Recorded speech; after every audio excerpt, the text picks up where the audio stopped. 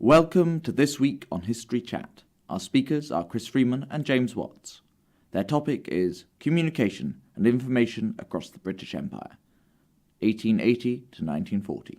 Hello, my name's Chris Freeman. I am an AHRC CDA PhD student with the Science Museum and the BT Archives and the University of Exeter.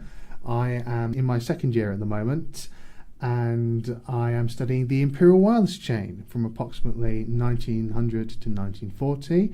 And the Imperial Wireless Chain was this network of wireless telegraph stations designed to be throughout the British Empire, but it gets more complicated than that, as we'll probably talk about a little bit during this podcast.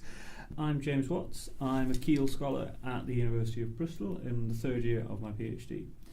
I work on imperial enthusiasts and their advocacy for the empire in newspapers and through literature from 1880 to 1930.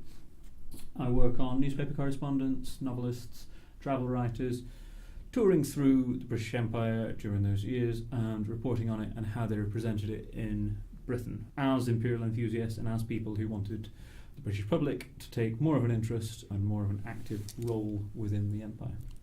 So I think we're going to talk a little bit about the imperial aspects of communication. We're then going to talk a little bit about the different forms of communication across the empire.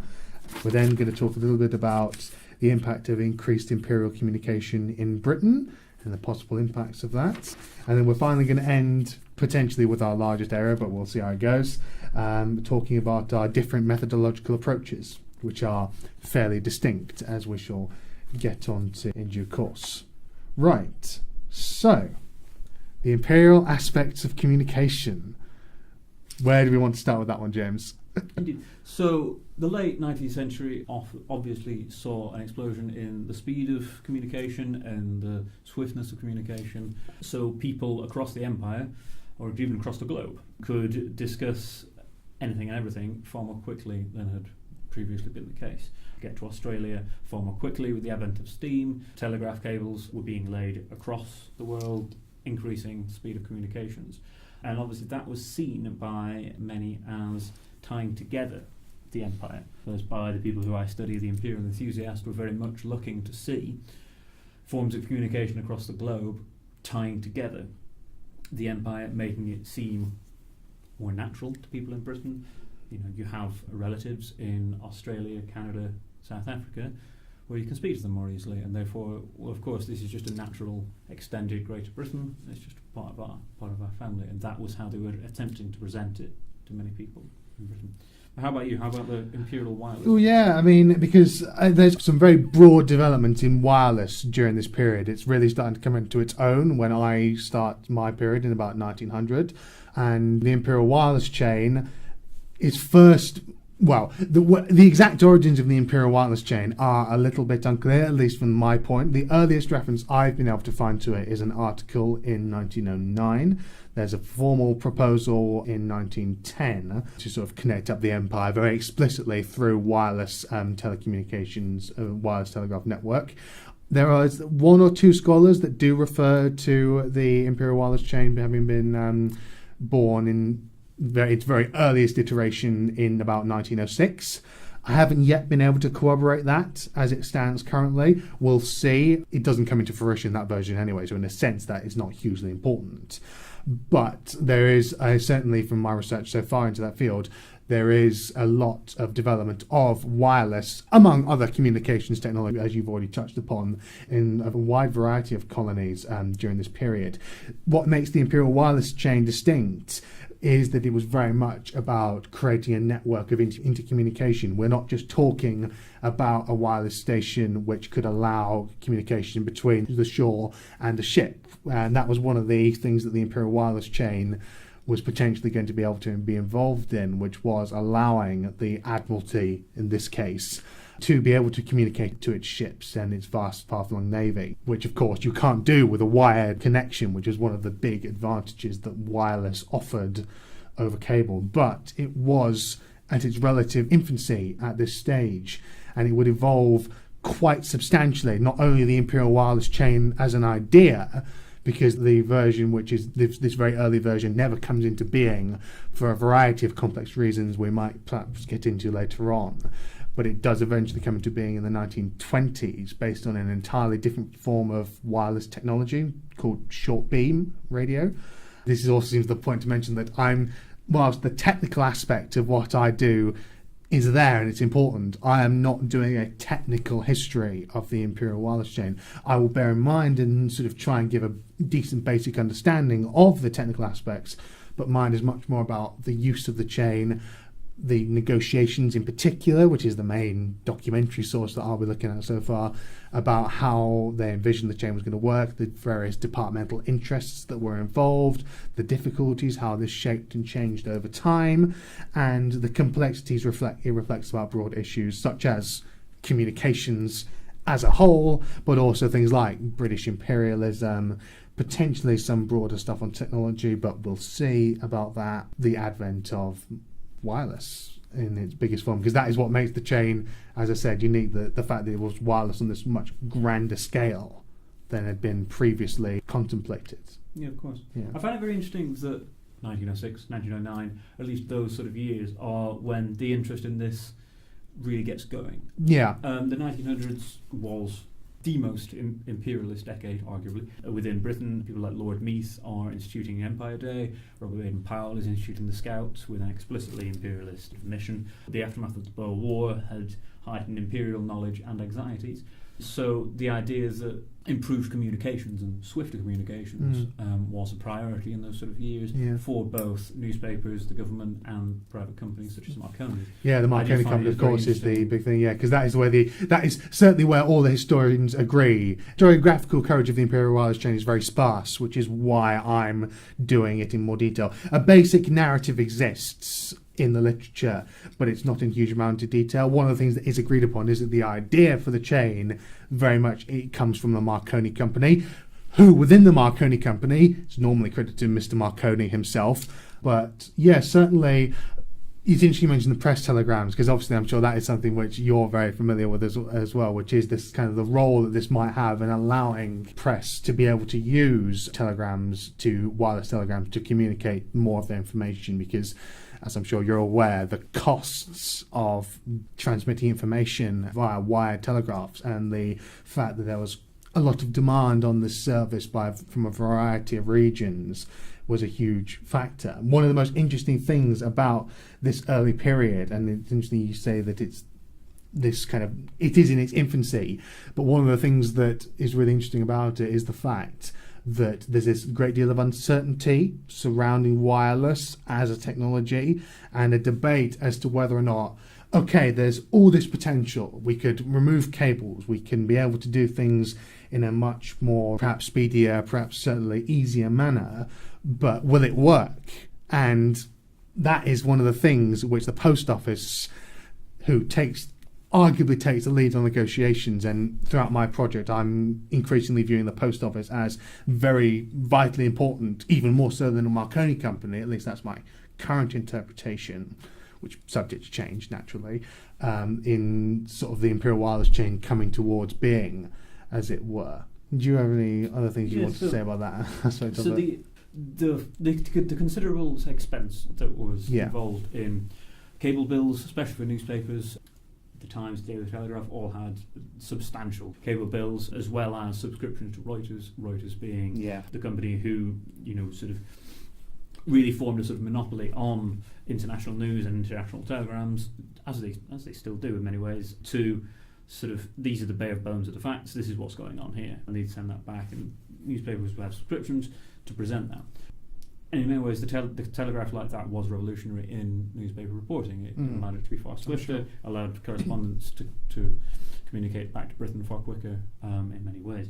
But it was also seen as the laying these cables between two places as making a specific connection. Flora Shaw, one of the people that I researched, who was colonial editor of the Times between 1893 and 1900, in a letter after she retired to her husband, she remarks of how proud she was that she managed to get the Pacific cable between Australia and Canada laid and built, because of how much it helped increase knowledge and communication between those two dominions.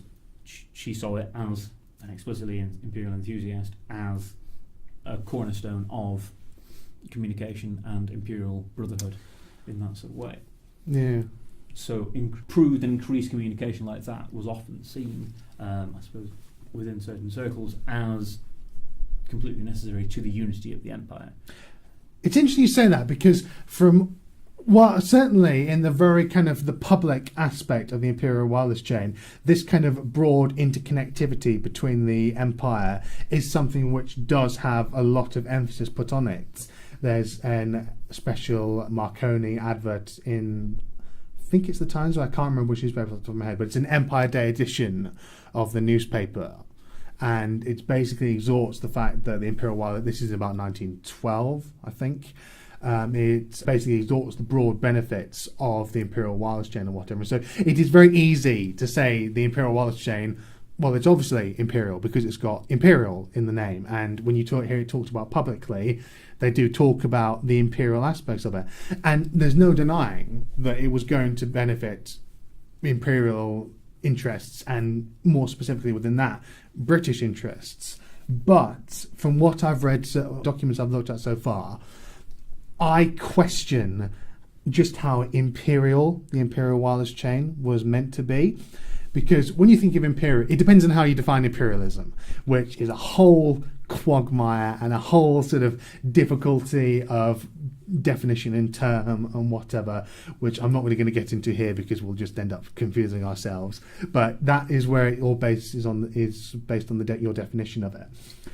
And to my mind, the early discussions surrounding the Imperial Wireless Chain, which I'm currently most familiar with because I'm only in my second year, might change when I get to the 1920s stuff. The key things they say when they talk about what they want the Imperial Wireless Chain to be used for is its strategic and its commercial value. Those are the two words.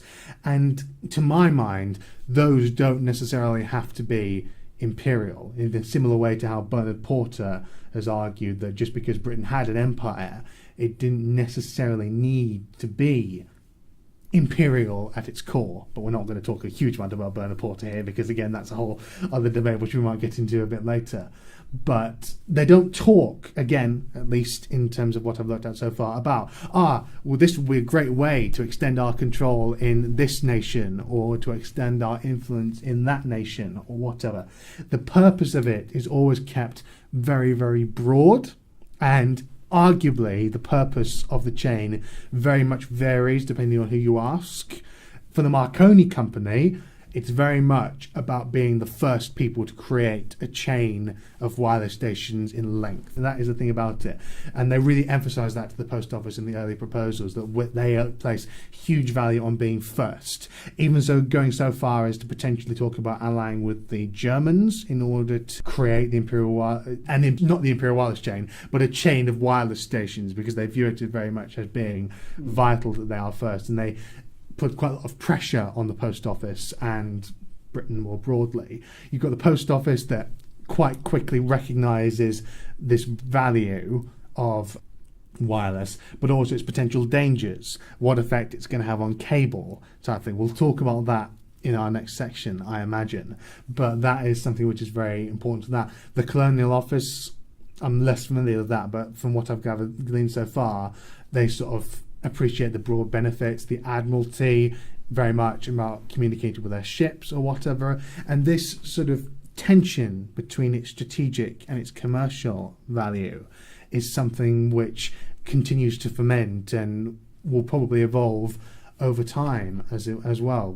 I'll see how it works out during the later 1920s style and stuff. But the fact for me that they don't talk about extending imperial control, and that's not something which comes out in the negotiations, suggests to me that labelling it as imperial just because it's got an imperial in the name is slightly flawed in some respects.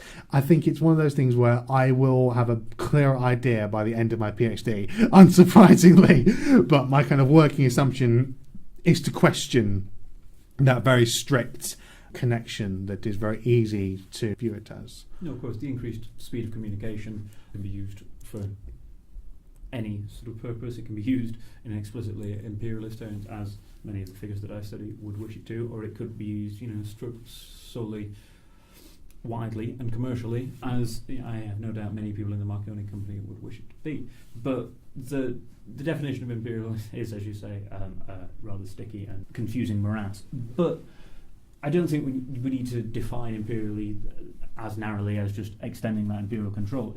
Something like the Imperial Wireless Chain, having wireless stations across the dominions into India is inherently imperial in that is where the British controlled wireless stations are attempting to be. Well, they were technically going to be administered by their respective colonies within that, at least within the dominions, because one of the other precepts of my project is that the Imperial Wireless Chain becomes much more about connecting the dominions/India together.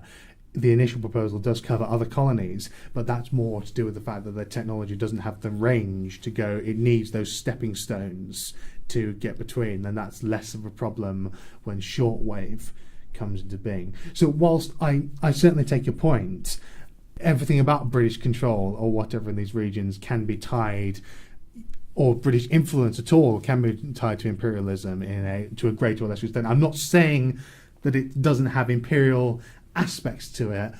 I'm just saying it doesn't necessarily have to be the primary reason for it.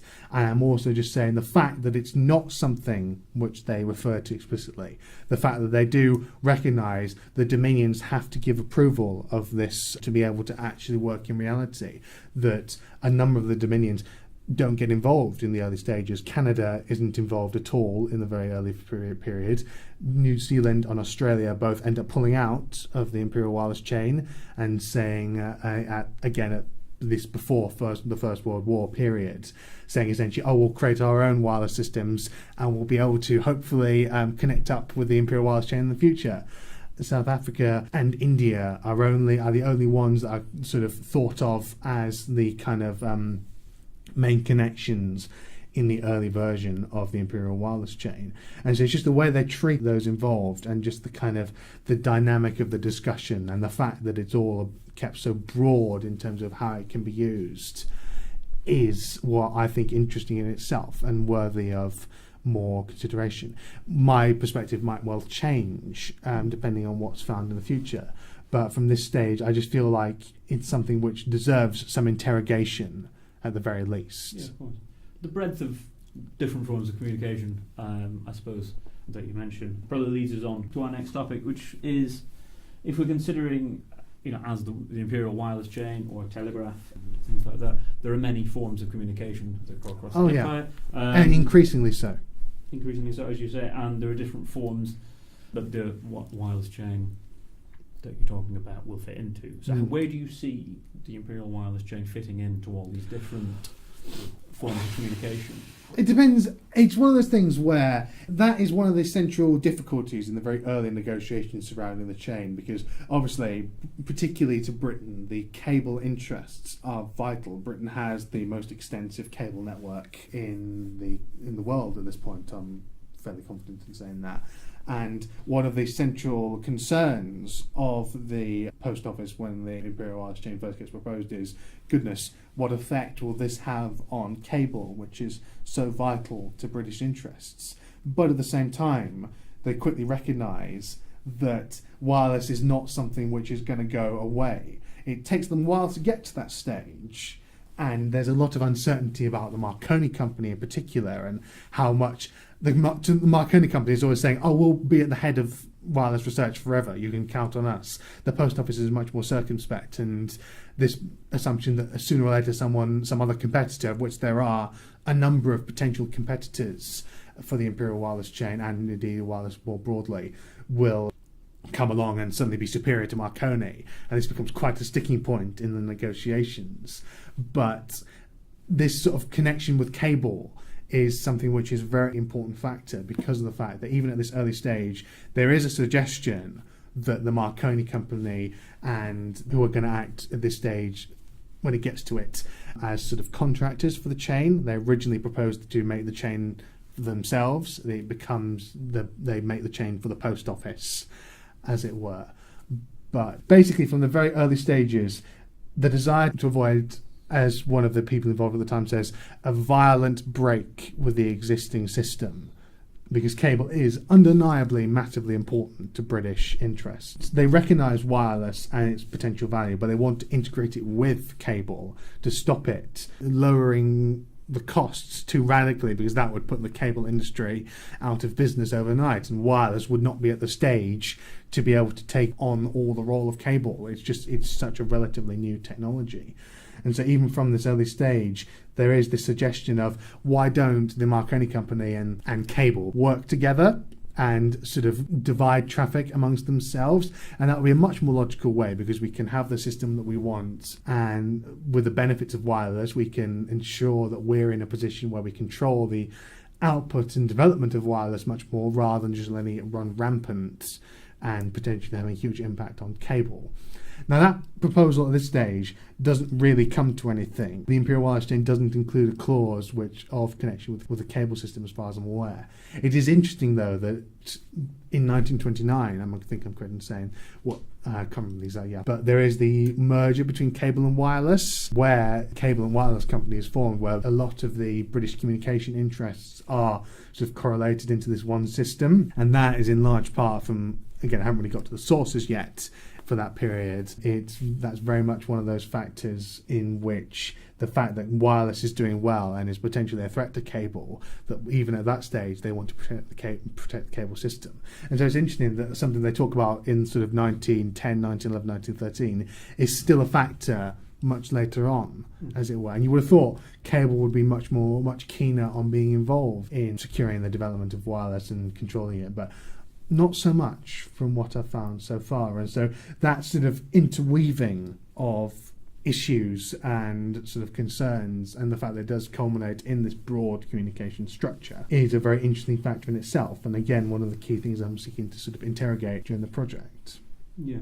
So, I mean, cable was, as we've mentioned, the mainstay of newspapers and government offices within many of the dominions and India, as a way of communicating messages between themselves, the newspapers to send reports back to Britain and indeed elsewhere. Simon Potter, in sort of the Imperial Press system, has spoken about how much interchange there was between personnel and information from the colonies, as Australia, India, South Africa in particular, and Britain, and particularly Fleet Street. So in a lot of the newspapers you get an interplay of personnel from, say, Australia, working on different newspapers in Fleet Street. I think cable, in many ways, why the newspapers may have been interested in things like this was, as we've mentioned, the quite astounding cost of cable. One of the people that I work on, Percival Landon, started his career as a war correspondent during the South African War in 1899 to 1900. And he got told off, basically, by the managing editor of the Times, who he was working for sending back some telegrams, but not including a map with it. And he just, Charles Moberly Bell, just lays into London, basically saying, you've wasted 50 quid on these sort of telegrams, we've had to pay for them, and they're useless because we can't actually use them without any sort of map with it as well. Which I suppose also shows that they were very willing for them to spend the money, as long as the money was used in something that they could report for. So newspapers, if they were interested in those sort of international news, as the Times, the Daily Telegraph, and many others were very interested in a considerable amount of correspondence from, say, a war zone such as South Africa at that time, but they were very concerned about the bill that came with it. It's interesting you say that, because one of the things which I believe Roland Wenzelhumer, I'm sorry if I'm butchering his name, has talked about, is the difficulty surrounding how telegram messages were transmitted, the fact that they had to be as short as possible, essentially, and in order to save money doing it, and the effect that had on interpretation at times. And I can't remember the example off the top of my head, but the nature of the technology did have an impact on the way it was transmitted and the interpretation of that at the source. And so that's another interesting factor that you've said that. Yeah, that's true. So I mentioned Flora Shaw earlier. Flora Shaw is most famous for her role within the Jameson raid in 1895 as colonial editor for the Times. She basically acted as a conduit between Cecil Rhodes and Joseph Chamberlain. Rhodes ended up sending her numerous telegrams to do with the planning and investigation of the raid. Unfortunately, the question of collusion between the Times, the Colonial Office, and Cecil Rhodes did end up meriting a parliamentary inquiry at the end of 1896, and Flora Shaw was hauled before a parliamentary committee, which obviously worried Charles Mobley Bell and writers of the times a great deal. But her defence was often based upon the ambiguity in those telegrams, because they were only because it was, you can only use a few words, so the ambiguity of, whether he's talking about something else, something other than the raid, whether it's just, he's telling you this for information, whether he's actually instigating this, was all actually quite ambiguous within these telegrams. And she based that, an actual successful appearance before the House of Parliament's committee, well, successful for her, the committee learned very little, but was based upon, as you say, the interpretation within these telegrams. Yeah, it's very interesting. I mean, it's one of the things that there's nothing I can do about, but there are very few, at least to my knowledge and so far, telegrams that preserved which were sent by the Imperial Wireless Chain. I think this is fairly common from the secondary reading I've done, that ordinarily there aren't mass records of what telegrams were sent and whatever, and so it's going to be a question of reading in between the lines to work out exactly how the Imperial Wireless Chain in its eventual form in the 1920s was actually used and what was sent in it. But that would be one of those things where I'd be very intrigued to see how it was sent and to get sort of perhaps specific examples. It might not be possible. In fact, honestly, I doubt it will be possible for my project, but that's sort of how things are sent, and the use of it is obviously a very interesting factor. And of course, I mean, we've got a few points as well here, just the broadness of other communication developments at the time. And you've mentioned railways and mail trains, didn't you? Haven't you, something like that? You want to talk about that? Or? I only came across this briefly. It is largely out the remit of much of my research, but the speed at which steam and the reliable application of it, particularly on steamships, but also railways within each of the colonies throughout the empire, had not only increased the speed of communication, but also the reliability of communication. Yeah. So you could very much say, I'm going to leave London on this day, and I will be in Sydney rather than being trapped on by this day, rather than be trapped in the doldrums or around about the tropics. And I may be here sometime within this fortnight. So it was only towards the end of the 19th century that sort of specificity could be confidently relied upon in organising meetings, organising whenever you're going to travel between these places. But also things like mail trains.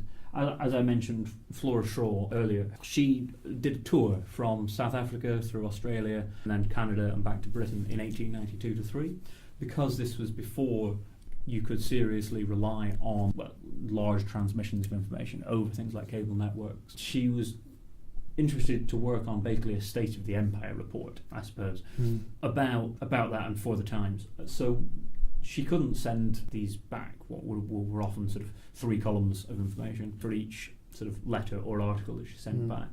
She couldn't just send that over cable. That would just be, it just wasn't economically unfeasible. Exactly. So they were sent back by letter. They were sent back through mail trains, which would then go onto steamships, would then go back. Yeah. So despite the fact that these are, I suppose, in some ways time sensitive, it had to be the value of the detail. That was the thing. Yeah, I know there has been some literature on this on the transition between different communications in colonial administrations, as it were, and the impact of that, and it does create very different situations, certainly like that. I mean, one of the things which, again, similarly to yours, but is probably beyond the purview of my research because it's more towards the end, is the advent of Imperial Airlines, I think. I'm sure there's something like that. But anyway, there is the advent of the plane during my period and the impact of that on imperialism or whatever. And so there is a lot of developments that are going on during this period, all of which have impact on each other, potentially in broad senses, but also have their own uniqueness and whatever.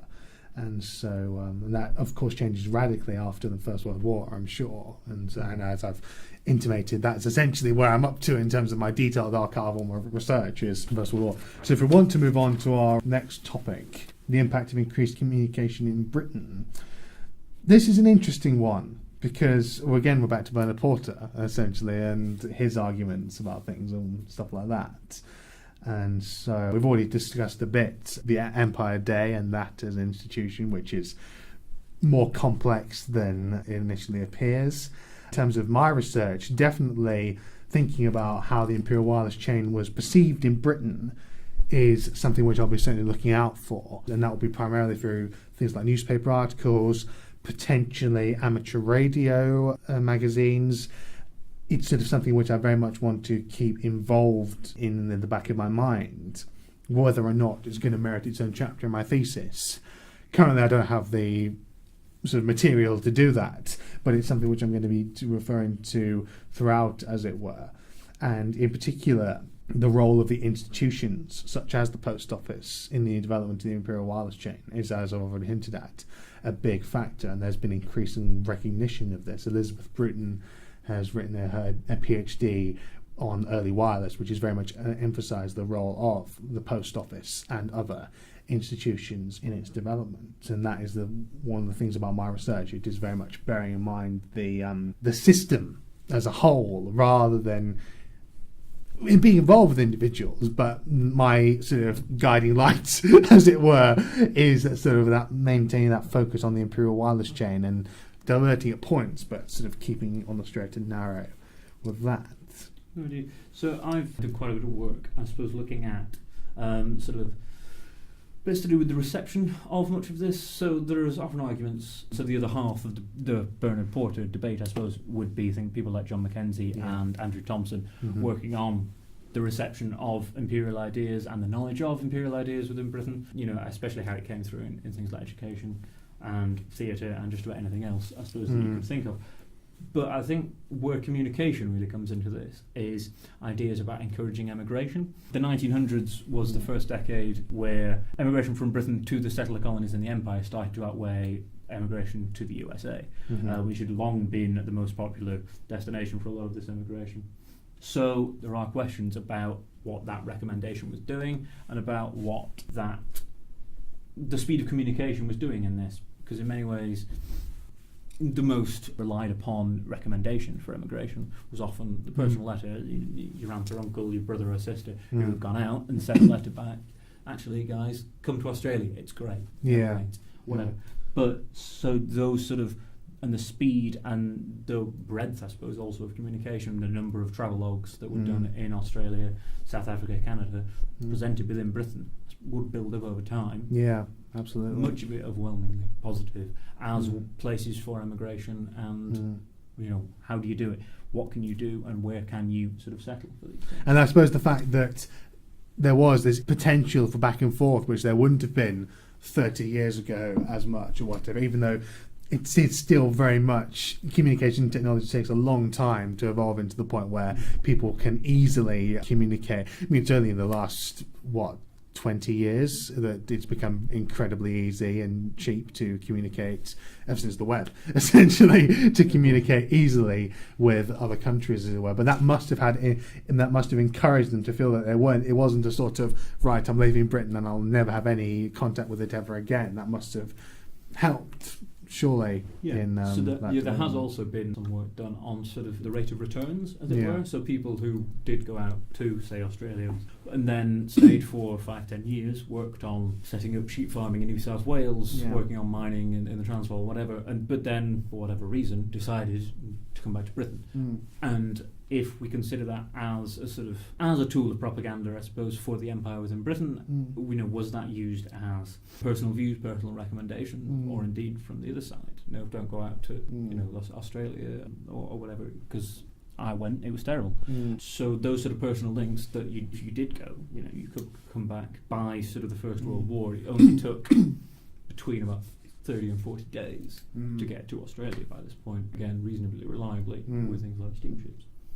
Absolutely. So the impact in Britain of the amount of the interchange of people, because emigration it's not in my area of research. I just simply haven't really touched on it a huge amount. But who knows? It's one of those things where, you're in your third year of your PhD, aren't you? And I'm in my second, and so this leads us nicely on into our methodological approaches, because, as I'm sure you're aware, your project has, I'm sure, evolved over time and changed, and mine's sort of in the process of doing that, as it were. And do you want to sort of talk a little bit about your methodological approach? Yeah, so there are many ways, I suppose, of approaching things like perceptions of the empire, communication across the empire, and different things like that. My methodological approach is based upon individual case studies, micro-historical, I suppose, to an extent, although I wouldn't overemphasise that. The different individuals, I've mentioned Flora Shaw and Percival Landon, as newspaper correspondents, travelling, then returning to Britain, giving lectures, writing books, things like that. But you follow their life and their shift, I suppose, in perceptions through that life or in different areas of the empire as ways of seeing the differing communications, the differing perceptions and the differing receptions of much of that writing. So I try to follow different individuals, usually exemplifying certain themes. So Flora Shaw is used to really examine the debate about Greater Britain at the time, whether the white settler colonies could be considered to be basically an extended England, as indistinguishable virtually, I suppose, from Britain itself. Percival Landon is used as a way of examining a foreign correspondent in India, the Middle East, and indeed the frontier lands around the wrought. The idea in much of my methodology is to look at the wider themes through individual lenses and see what is, I suppose, refracted through that prism. Yeah, it's interesting that because it's quite different from my approach, because as I've already sort of intimated, my approach is very much let's use the Imperial Wireless Chain and follow its development over this prolonged period of time to consider a wide variety of issues. And so the system is what I'm really kind of focusing in on, and individuals are of course heavily involved within that, but they change over time and they kind of come into and out of, sometimes quite often, as it were. And so I'm relying mostly on my very much documentary evidence of negotiations and records of that, the interests of the different departments and different nations involved in the development of the Imperial Wireless Chain and how those sort of evolved. I've made a very specific decision to not do a case study of Australia or New Zealand or India in the Imperial Wireless Chain. There's certain arguments that I should, but I do feel that if I did that, my project would very much become focused on that sort of case study, and it might sort of denigrate the system as a whole. And there's still quite a lot of overlap because most of the time the representatives of, it has to be said, primarily the Dominions and India are all at the same meetings. Some, such as Australia and New Zealand, tend to be more vocal than others, at least in what I've looked at so far. But that is the kind of overarching thing. And dealing with some, on the face of it, relatively simple questions like, what was the Imperial Wireless Chain? Easy answer. It was a network of wireless telegraph stations. What was it in reality? Was it an instrument of imperialism? Was it like an instrument of development more broadly? What impact did it have at the time in these particular instances? How was it perceived and how did that vary? What did people want out of it? You know, how did the Admiralty's desire and infinite ideas be involved in it differ from the post office's?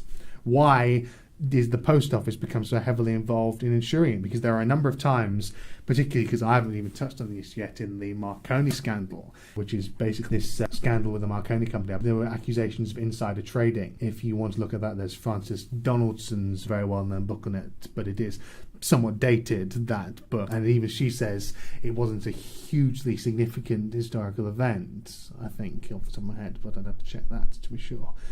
But there's a lot of different interests involved and a lot of complexity within that. And so trying my best to deal with that complexity, to sort of get to the core of what they're dealing with and whatever, and how that relates into broader issues and broader sort of developments about imperialism, about Britain's place in the world, is very much the core of my methodological approach, as it were. Yeah, good. I mean, there are words linking to microhistory in particular, but also case studies about narrowing of the focus and microhistory as a school has come in for some criticism in that, I would say rather unjustly, but because the idea, I suppose, in many ways is, and the crucial link is how each case study or each individual is then placed within their own respective context. The linkages that you can see through individuals are the key behind, I suppose, my methodology. The argument that behind microhistory being that the different paths and I suppose kinks in the path of each individual are very much more revealing in many ways of the wider sweep of history, which is what I'm interested in and focusing in on in many ways. Well, yeah, certainly both of them have their merits, and they will produce very different PhDs in the end of things, which will both have, I'm sure, equal value and will be very useful. I think it's primarily the nature of our focuses. You know, I'm doing a network. At the end of the day, that all the Imperial Wireless Chain is a network, and sort of networks are very fashionable in historiography as a whole at the moment. And it's surprising how often specific networks get sort of neglected for more cultural kinds of networks and that sort of thing. I'm being very broad brushy here. But one of my justifications is that we can, by focusing on the Imperial Wireless Chain, we can gain insight into a multitude of different fields in an almost microhistory sort of way. But the difference is, rather than following an individual, we're following a specific network, which is relatively trackable. This brings me back to the definition I was talking about earlier. I'm not doing the history of wireless. I'm doing the history of the Imperial Wireless Chain, because there's huge amounts of wireless development during this period and huge amounts of communications and picture transmission and all sorts of things going on over the sort of 1900 to 1940 period.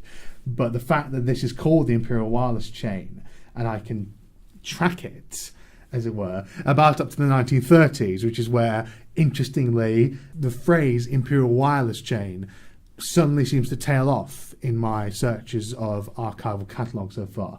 What reasons are there behind that is one of the fundamental questions for my end part of my research. It tends to be referred to as the beam stations, as Empire Radio. That sort of terminological diffusion is a really interesting factor and will allow me to consider a little bit, why was that change? Is it reflective of a shift in British imperial policy? Is it reflective of the fact that the Imperial Wireless Chain after that is now very much connected in with cable in a much more profound way than it's ever used to have been? And then again, we're approaching the realms of beyond my area of research, but how did that have any impact at all in the aftermath of the Second World War, as it were? And one of the things I've toyed with is looking at the transmission of the start of the Second World War to kind of end my project. I'm not sure if that will be possible at all or not, but it's kind of a thought process that I had of, was the Imperial Wireless Chain involved in that at all as well? Because one of the things which is very obvious about the First World War is that as soon as it happened, Britain cut most of Germany's cable connections, as it were. And was there anything of parallel during the Second World War? I don't know. I haven't yet got to that in my research, but it's just kind of one of those interesting things to consider. And the First World War in itself has a very unclear position at this point within my project, because it's vitally important to perceptions of attitudes surrounding wireless and cable, and how the Marconi company is affected, and the shifts within that are essentially what I'm getting to in the next few months with my next chapter being written and stuff. So, any final thoughts around communication and information across the British Empire? It's very interesting. I'm maybe slightly subjective about that, but I do think it's one of those things where, as I talked about, networks are incredibly popular historiographically at the moment, and more physical manifestations of them tend to be left more in the background, arguably. And sort of think a little bit about them, to even consider what they might reflect about some of these broader things, is very much something which I think has value to it. And, we might not, who knows, it will depend on what's found and whatever, but I think it is a very useful thing to consider. Yeah, so. I would agree that, as you say, networks are very popular historiographically, and it is in many ways still quite surprising the extent of the communication across such a vast geographical network as the British Empire was during these years, and what that can tell us about many different things, from sort of imperial perceptions impacting Britain, technological advancements, and even just the bare facts of communication. And what that reveals. Absolutely. Is very interesting. And so I'd like to thank again my sponsors, the AHRC, CDA, with the Science Museum and the BT Archives, and the University of Exeter for allowing me to get as far as I'm getting, hopefully bring this PhD to its conclusion. Do you want to say anything else at all? No, I think we're good. Right, thank you for listening, and I hope you got something interesting out of it. Bye-bye. The producers of History Chat were Henry Marsh and Tabitha Stanmore. It was brought to you with the kind support of the South West and Wales Doctoral Training Partnership and the Digital Humanities Lab at the University of Exeter.